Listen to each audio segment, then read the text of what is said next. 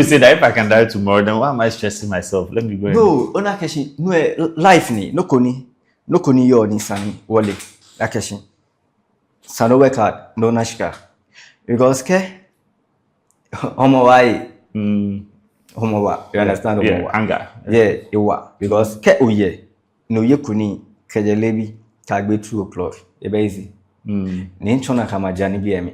mi be opinion touch ni ihinshika shin mokole akinhinshika ni mu ewa da ni manyama ke mo kwa kashin ihinshika shimi tuoshika yeah shike ekule mo konto no ko info sa kashin manyama hale she ke ekule mi need na can help be opinion touch me need help shin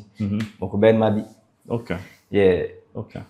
oh naka ni ka kashin ke mo ko na shika men like e ke feel wale ko hinshika ko nyame nto ba nyo support le because ole ni e ba nya wabo ye